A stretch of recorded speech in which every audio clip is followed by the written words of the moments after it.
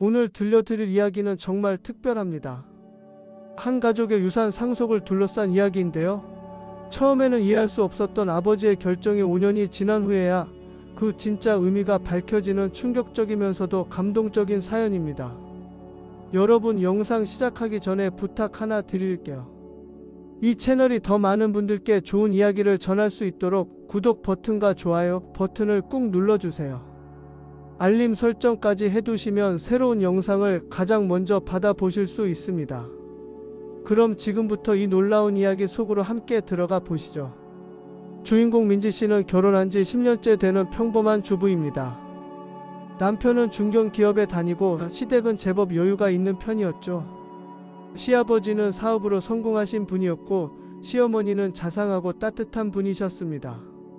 민지 씨의 남편에게는 형제가 셋 더 있었습니다.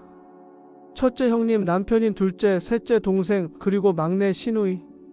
특히 막내 시누이 수진 씨는 시아버지가 무척이나 귀여워하는 딸이었습니다. 우리 막내가 제일 똑똑해. 사업 감각도 있고 머리 회전도 빨라. 시아버지는 늘 이렇게 말씀하시곤 했습니다. 명절 때마다 수진 씨의 사업 이야기를 들으시며 자랑스러워 하셨죠. 수진 씨는 대학에서 경영학을 전공했고 졸업 후 시아버지가 지방 중소도시에 차려주신 작은 유통회사를 운영하고 있었습니다. 직원도 5명 정도밖에 안 되는 소규모 업체였지만 수진 씨는 열심히 일했습니다. 첫째 형님은 대기업에 다니다가 퇴사한 후 작은 사업을 하고 있었고 민지 씨 남편인 둘째는 안정적인 중견기업 과장으로 근무 중이었습니다. 셋째 동생은 프리랜서 디자이너로 일하며 자유로운 삶을 추구했죠. 민지 씨는 시댁 식구들과 큰 문제 없이 지냈습니다.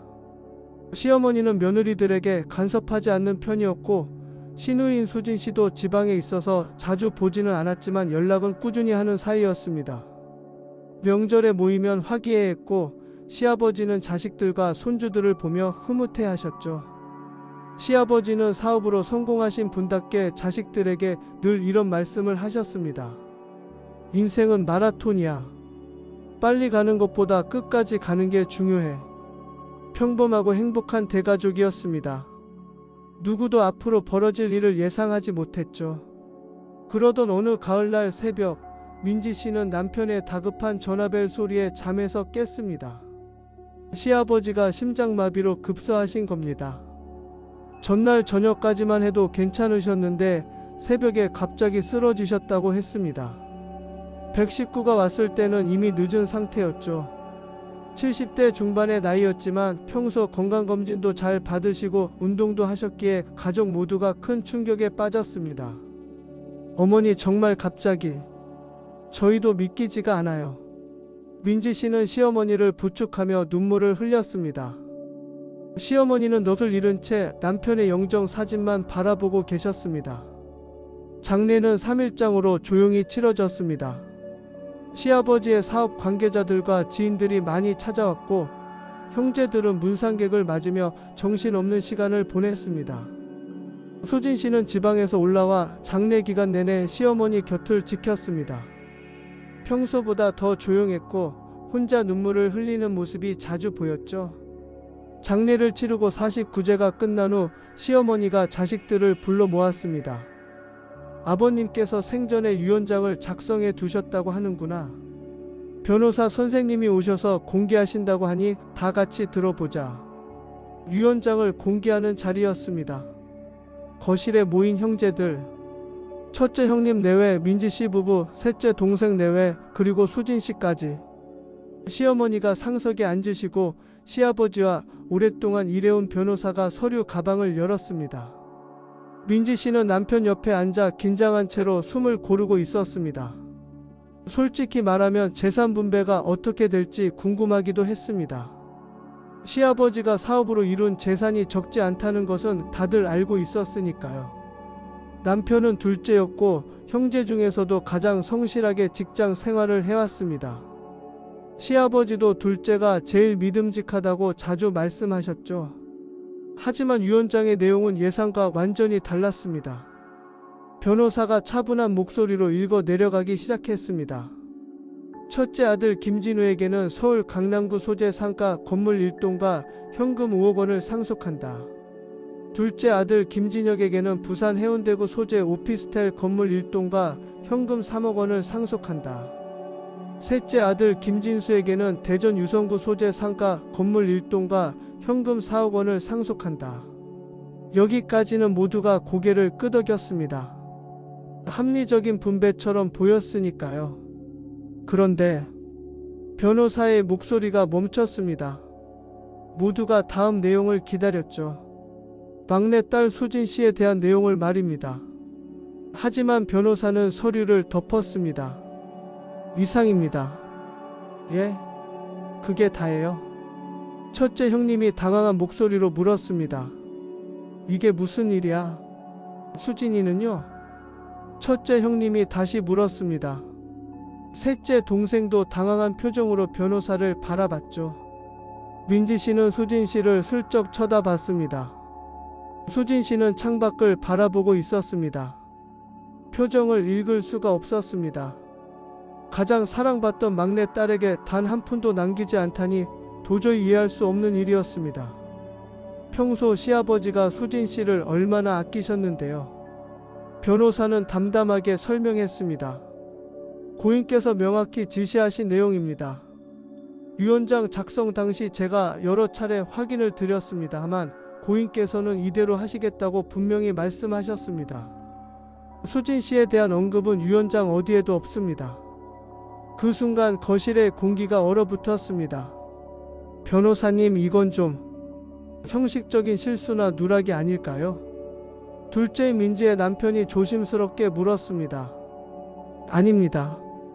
고인께서는 유언장을 3년 전에 작성하셨고 매년 내용을 검토하셨습니다. 작년에도 내용을 재확인하셨는데 수정사항이 없다고 하셨습니다. 민지 씨는 시어머니를 바라봤습니다. 시어머니는 아무 말 없이 고개만 숙이고 계셨습니다. 형제들이 저마다 질문을 쏟아냈습니다. 어머니, 아버지가 무슨 말씀 안 하셨어요? 수진이가 뭘 잘못했나요? 이건 너무 이상한 거 아니에요? 하지만 시어머니는 아버님 뜻이시니 그대로 따르자는 말씀만 반복하셨죠. 더 이상 설명하지 않으셨습니다. 그날 저녁 수진 씨는 먼저 자리에서 일어났습니다. 어머니, 저 내일 내려가야 해요. 회사 일이 있어서요. 수진아. 시어머니가 딸의 손을 잡으려 했지만 수진 씨는 살짝 손을 빼며 미소를 지었습니다. 괜찮아요, 어머니. 저 이해해요. 그것이 무슨 의미인지 아무도 물어보지 못했습니다. 그날 이후 막내 시누이 수진 씨는 가족들과의 연락이 뚝 끊겼습니다. 장례식장에서도 끝까지 남아 예를 다했던 그녀는 그 이후로 명절 모임에도 나타나지 않았습니다. 전화도 받지 않았고 문자 답장도 없었습니다. 그저 지방에 있는 자신의 회사에서 묵묵히 일만 하고 있다는 소식만 간간히 들려왔습니다. 며칠 후 민지 씨는 남편과 단둘이 있을 때 조심스럽게 물었습니다. 여보, 이거 너무 이상한 거 아니에요? 아버님이 수진이를 그렇게 아끼셨는데 왜 아무것도 안 주신 거예요? 혹시 시누이가 뭔가 잘못한 일이라도 있어요? 남편은 한참을 망설이더니 깊은 한숨을 쉬며 조심스럽게 입을 열었습니다. 사실은 너한테 말하지 않았는데 수진이가 이복 동생이야. 예? 민지 씨는 깜짝 놀랐습니다. 아버지 젊은 시절 일이야. 한때 다른 여자분과 관계가 있으셨고 수진이가 그때 태어난 거지. 어머니도 다 알고 계셨어. 그래도 아버지가 끝까지 책임지시겠다고 하셔서 우리 가족으로 키우신 거야. 우리 형제들도 나중에 알게 됐고. 그래서 아무것도 안 주신 거예요. 모르겠어. 솔직히 나도 이해가 안 가. 아버지는 수진이를 진짜 딸처럼 아끼셨는데. 민지 씨는 충격을 받았습니다. 하지만 그렇다고 해도 아무것도 안 물려주는 건 너무 가혹하지 않냐고 생각했습니다. 이복 동생이라 해도 아버지가 키운 딸인데 다른 형제들은 수십억씩 받으면서 수진 씨만 완전히 배제하다니. 시간이 흘러 1년이 지났습니다. 민지 씨 부부는 물려받은 부산의 오피스텔 건물을 그대로 운영하며 임대 수익으로 안정적인 생활을 이어갔습니다. 남편은 여전히 회사를 다니면서 건물 관리는 민지 씨가 맡았습니다. 여보, 이번 달 임대료 다 들어왔어. 관리비 빼고 나면 한 달에 800만 원 정도 되네. 그래? 다행이다. 그 돈으로 아이들 교육비 내고 우리 노후 준비도 해야지. 첫째 형님도 강남 건물로 넉넉하게 지냈습니다. 건물이 역세권이라 공실이 거의 없었고 임대료도 꾸준히 올랐죠. 형님은 사업을 접고 건물주로서의 삶에 만족하는 것 같았습니다. 하지만 셋째 동생은 달랐습니다. 유산을 받고 6개월쯤 지났을 때 셋째 동생이 형님들에게 전화를 걸어왔습니다. 형님, 제가 좋은 투자처를 알았어요. 대학 동창 친구가 IT 스타트업을 하는데 정말 전망이 좋대요. 벤처 캐피탈에서도 관심 보인다고 하고요. 저도 초기 투자자로 들어가려고요. 진수야, 그런 건 신중하게 생각해야지. 아버지가 물려주신 건데. 형님, 요즘 시대가 어떤 시대인데요. 건물 갖고 있으면 뭐해요. 세입자 구하기도 힘들고 세금만 나가는데 차라리 투자해서 불려야죠. 결국 셋째는 받은 현금 4억 원을 친구 사업에 투자했습니다. 처음 몇 달은 좋았습니다. 매출이 오르고 있다는 소식이 들려왔고 셋째는 의기양양했죠. 하지만 6개월 후 그 회사는 부도가 났습니다. 친구는 잠적했고 투자금은 한 푼도 돌려받지 못했습니다. 셋째는 대전의 건물마저 급하게 팔아야 했습니다. 생활비가 없었으니까요. 형님, 제가 너무 성급했나 봐요. 셋째의 목소리는 축 처져 있었습니다. 2년이 지났습니다. 이번에는 첫째 형님에게도 문제가 생겼습니다. 강남에 건물이 있다는 여유 때문이었을까요? 형님은 사업 확장을 결심했습니다. 요즘 경기도 안 좋은데 건물 하나 더 사서 임대업을 확장하면 수익이 2배가 되겠지. 은행 대출 받아서 경기도에 건물 하나 더 사자. 하지만 타이밍이 최악이었습니다. 건물을 산 직후 코로나 팬데믹이 터졌습니다. 상가 공실률이 급증했고 새로 산 건물은 세입자를 구하지 못했습니다. 형님, 요즘 임대료 못 내겠어요. 가게 문 닫게 생겼어요. 기존 세입자들마저 장사가 안 된다며 임대료 깎아달라고 요구했습니다. 설상가상으로 대출 이자는 계속 나갔습니다. 이거 큰일인데 이자만 매달 200만 원씩 나가네. 결국 첫째 형님은 경기도 건물을 헐값에 팔았고 강남 건물까지 담보로 추가 대출을 받아야 했습니다. 여유롭던 형님의 얼굴에는 걱정이 가득했습니다. 3년째가 되었을 때 명절에 모인 형제들의 분위기는 예전 같지 않았습니다. 요즘 사업이 정말 어렵네요. 우리도 좀 힘들어요. 공실이 늘어나서. 셋째 동생은 아예 명절에 오지 못했습니다.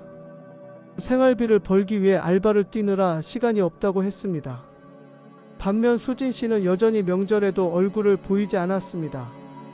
가끔 시어머니와 통화는 하는 것 같았지만 형제들과는 완전히 연락이 끊긴 상태였습니다. 민지 씨가 시어머니께 조심스럽게 물어봤습니다. 어머님, 수진이는 요즘 어떻게 지내요? 그냥 회사 일 열심히 한다더구나. 바쁘다고 하던데. 그게 전부였습니다. 시어머니도 더 이상 말씀하지 않으셨습니다. 4년째. 민지 씨는 문득 궁금했습니다. 수진 씨는 지금 어떻게 살고 있을까? 재산을 한 푼도 받지 못했는데 작은 회사 하나로 어떻게 버티고 있는 걸까? 남편에게 물어봤지만 남편도 모른다고 했습니다. 수진이한테 연락해 볼까? 그냥 놔둬. 연락하고 싶으면 먼저 했겠지. 하지만 민지 씨는 마음 한구석이 불편했습니다. 가족인데 이렇게 멀어져도 되는 걸까? 시아버지는 왜 그런 선택을 하신 걸까? 이복 동생이라는 이유만으로 그렇게 냉정하실 수 있었을까? 그러던 어느 날 민지 씨는 우연히 수진 씨의 회사 이름을 인터넷에서 보게 되었습니다. 지역 신문 기사였습니다. 지역 중소기업 코로나 시대 온라인 물류로 성장세. 기사 내용을 읽어보니 수진 씨의 회사는 팬데믹 기간 동안 온라인 쇼핑몰 물류 대행 사업으로 매출이 크게 늘었다고 했습니다. 직원도 30명으로 늘었다고 했고요. 수진이 회사가 이렇게 컸어? 민지 씨는 남편에게 기사를 보여줬습니다. 남편도 놀란 표정이었습니다. 와, 진짜네. 수진이가 대단한데? 직원이 30명이면 꽤 큰 회사잖아. 하지만 그뿐이었습니다. 여전히 수진 씨와는 연락이 없었고 가족 모임에도 나타나지 않았습니다. 5년이 흘렀습니다. 어느 봄날 오후 시어머니가 갑자기 자식들을 다시 불러 모았습니다. 얘들아, 너희들이 이제 알아야 할 것 같구나. 아버지 돌아가신 지도 5년이 됐으니까. 시어머니의 목소리에는 묘한 떨림이 있었습니다. 거실에 모인 형제들. 이번에는 수진 씨는 없었습니다. 시어머니는 낡은 나무 상자 하나를 꺼내셨습니다. 이건 아버지가 돌아가시기 1년 전에 써두신 편지란다. 유언장과는 별개로 너희들에게 전하고 싶은 말씀을 적어두셨지. 시어머니는 떨리는 손으로 봉투를 열었습니다. 세월의 흔적이 묻은 편지지였습니다. 시아버지의 친필이었죠. 시어머니가 천천히 읽기 시작했습니다. 사랑하는 내 자식들에게, 너희들이 이 편지를 읽을 때쯤이면 나는 이미 이 세상 사람이 아닐 것이다. 유언장을 보고 많이 놀랐을 것이고 특히 수진이에 대한 내 결정을 이해하지 못했을 것이다. 이제 그 이유를 설명하려 한다.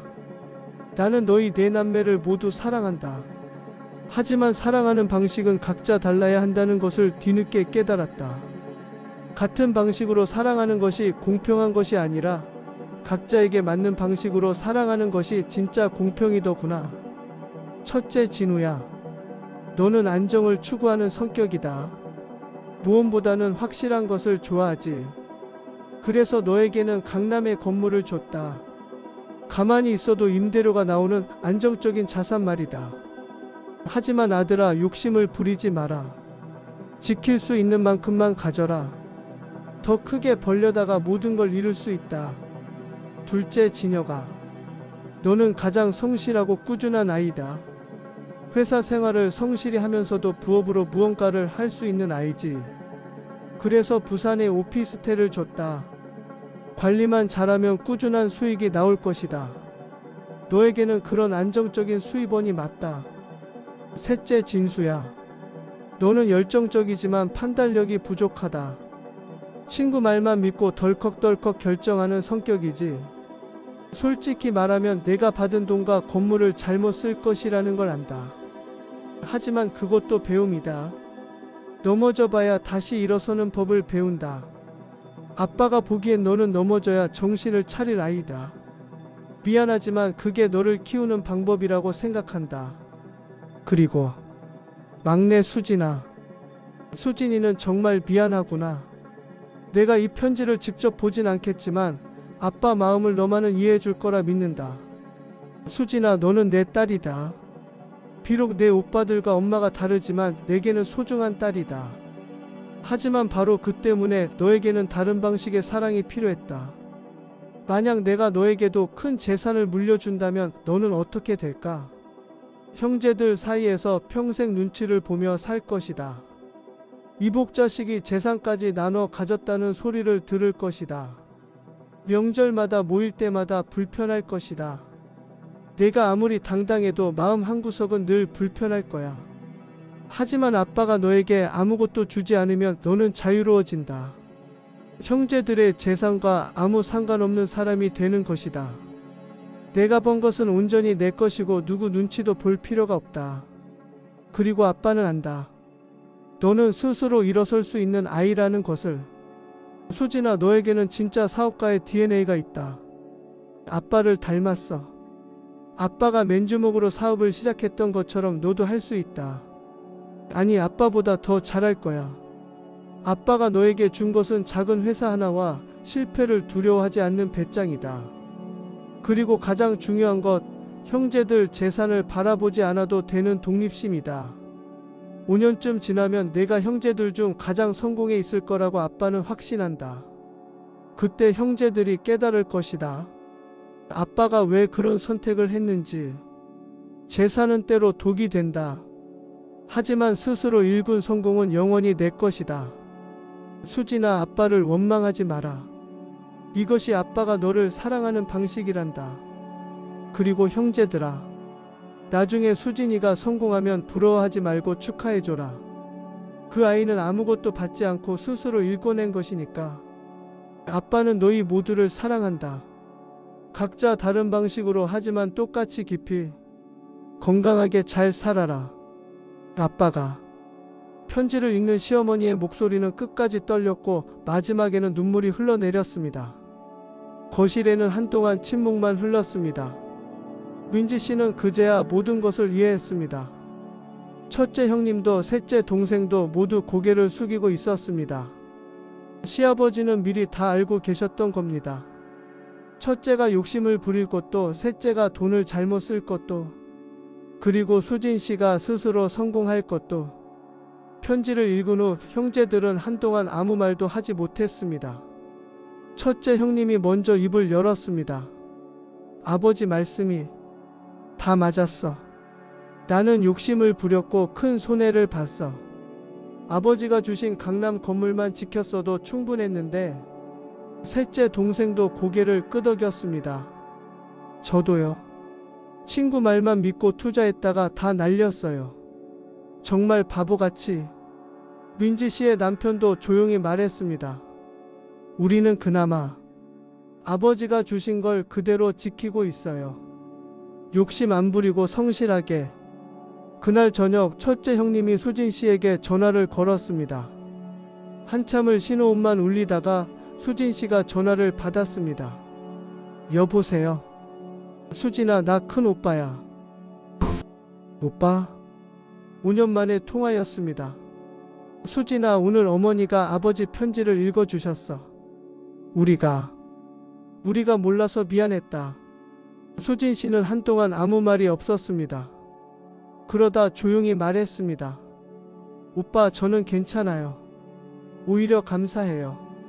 아버지 뜻을 이해하니까요. 수진아, 내가 회사를 많이 키웠다며? 신문 기사에서 봤어. 네, 운이 좋았어요. 코로나 때 온라인 쇼핑이 늘면서 물류 쪽이 대박이 났거든요. 운이 아니라 내 실력이지. 아버지 말씀이 맞았어. 너는 진짜 사업가야. 고마워요, 오빠. 수진아, 이번 추석에는 올라올 수 있어? 우리 다 같이 모이자. 정말 보고 싶다. 수진 씨의 목소리가 밝아졌습니다. 네, 갈게요. 저도. 오빠들 보고 싶었어요. 추석이 되었습니다. 5년 만에 수진 씨가 가족 모임에 참석했습니다. 예전처럼 작아지지 않았습니다. 오히려 당당했고 밝았습니다. 오빠들 다들 건강하시죠? 수진아, 회사 정말 대단하더라. 지역 뉴스에도 나오고. 에이, 그냥 열심히 했을 뿐이에요. 쉽지는 않았어요. 처음 2년은 정말 힘들었거든요. 밤새 일한 날도 많았고 직원들 월급 못 줄 뻔한 적도 있었어요. 그래도 이겨낸 거잖아. 네, 포기하고 싶을 때도 많았는데 아버지가 저를 믿어주셨다는 생각에 버텼어요. 저녁 식사 중에 수진 씨가 형제들에게 말했습니다. 오빠들, 사실 제가 드릴 말씀이 있어요. 회사가 많이 성장해서 내년쯤 코스닥 상장을 준비하고 있거든요. 진짜? 대박이다. 그래서요. 오빠들한테 스톡옵션을 좀 드리고 싶어요. 가족 쿼터로요. 수진아, 그건 아니에요. 제가 여기까지 온 건 아버지 덕분이에요. 처음 회사를 차려주신 것도, 사업 감각을 키워주신 것도 다 아버지잖아요. 그러니까 오빠들과 나누고 싶어요. 첫째 형님이 눈물을 글썽였습니다. 수진아, 고맙다. 정말 훌륭하게 컸구나. 오빠들도 제 경영 고문으로 와주실 수 있어요? 월급도 드릴게요. 물론 강제는 아니고 원하시면요. 셋째 동생이 물었습니다. 수진아, 나 같은 사람도 괜찮을까? 오빠는 디자인 쪽 감각이 있잖아요. 우리 회사 브랜딩 팀에서 일하시면 좋을 것 같아요. 시어머니는 그 모습을 보며 조용히 눈물을 흘리셨습니다. 남편도 돌아가신 지 5년이 지났지만 그의 지혜는 여전히 가족을 지켜주고 있었습니다. 아니, 더 나아가 가족을 다시 하나로 모으고 있었습니다. 식사 후 수진 씨는 시어머니와 단둘이 이야기를 나눴습니다. 어머니, 아버지 편지 읽어주셔서 감사해요. 수진아, 아버지가 너를 정말 많이 사랑하셨단다. 그래서 가장 힘든 선택을 하신 거야. 알아요. 처음에는 서운했어요. 솔직히요. 하지만 지금은 정말 감사해요. 아버지가 저를 믿어주셨다는 게 가장 큰 선물이었어요. 넌 정말 훌륭하게 자랐구나. 어머니 덕분이에요. 제가 이복자식이라는 거 알면서도 친자식처럼 키워주셨잖아요. 너도 내 딸이야, 수진아. 두 사람은 한참을 껴안고 울었습니다. 그로부터 6개월 후, 민지 씨는 이 모든 과정을 지켜보며 정말 많은 생각을 했습니다. 진짜 유산은 돈이 아니라 사람을 보는 눈이었구나. 시아버지는 각 자식의 성격과 능력을 정확히 꿰뚫고 계셨습니다. 첫째에게는 지킬 수 있는 안정적인 자산을, 하지만 동시에 욕심을 부리면 어떻게 되는지 배울 기회도 함께 주셨죠. 둘째인 민지의 남편에게는 꾸준히 관리할 수 있는 자산을, 성실함이 가장 큰 무기라는 것을 알고 계셨던 겁니다. 셋째에게는 실패를 통해 배울 수 있는 기회를, 가혹해 보였지만 그게 셋째가 성장할 수 있는 유일한 방법이었습니다. 그리고 막내 수진 씨에게는 날아오를 수 있는 자유를. 수진 씨는 이제 형제들 중 가장 성공한 사업가가 되어 있었습니다. 회사 가치만 해도 수백억 원대였죠. 하지만 그녀는 교만하지 않았습니다. 오히려 더 겸손했고 어려운 형제들을 챙겼습니다. 셋째 동생은 수진 씨 회사의 브랜딩 팀에서 일하게 되었고 다시 자신감을 찾았습니다. 첫째 형님도 경영 자문 역할을 맡으면서 자신의 경험을 나누는 보람을 느꼈습니다. 민지 씨 부부는 여전히 부산의 오피스텔로 안정적인 생활을 이어갔습니다. 욕심 부리지 않고 성실하게 관리하며 살아가는 모습은 시아버지가 바라던 그대로였습니다. 어느 겨울날 가족들이 다시 모였습니다. 수진 씨가 기쁜 소식을 전했습니다. 오빠들 회사 상장이 확정됐어요. 다음 달에 코스닥에 상장해요. 와, 축하한다 수진아. 그래서요, 오빠들께 드린 스톡옵션 가치가 많이 올라갈 거예요. 각자 최소 10억 원 이상은 될 것 같아요. 셋째 동생이 깜짝 놀라며 물었습니다. 진짜? 나도? 당연하죠, 오빠. 우리 가족이잖아요. 첫째 형님이 조용히 말했습니다. 수진아, 정말 고맙다. 내가 우리를 살린 거야.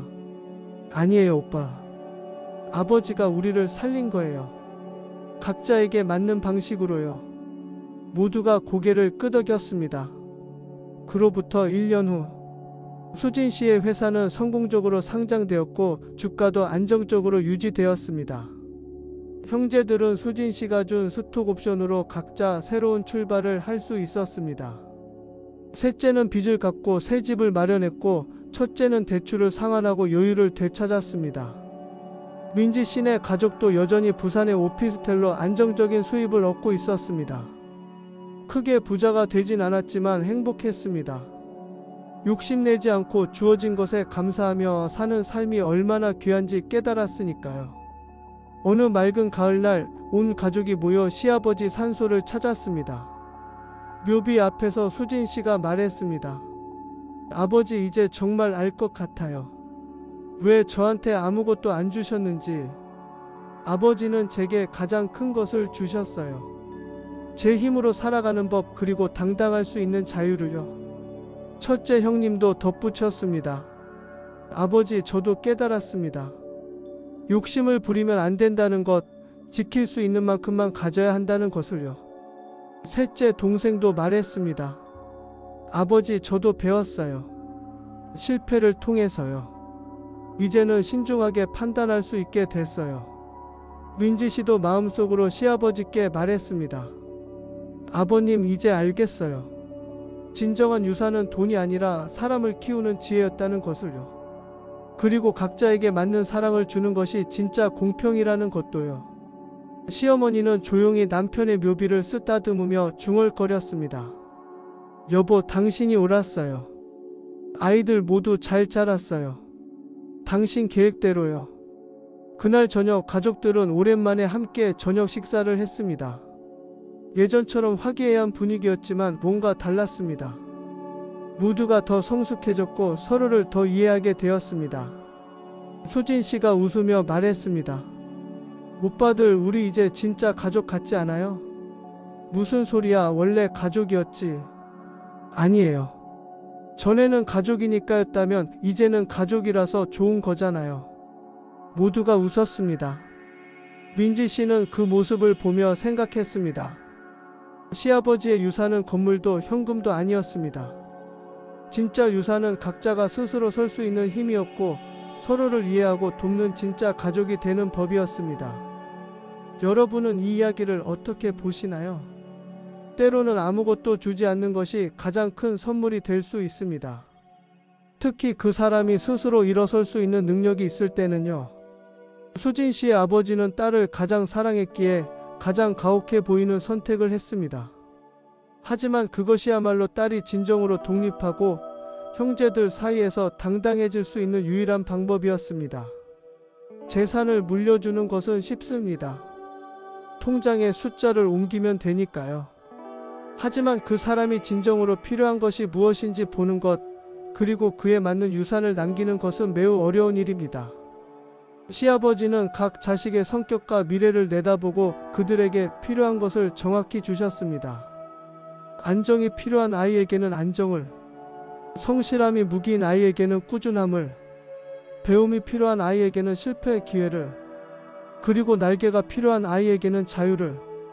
진정한 부모의 사랑은 모든 자식을 똑같이 대하는 것이 아니라 각자에게 맞는 방식으로 사랑하는 것입니다.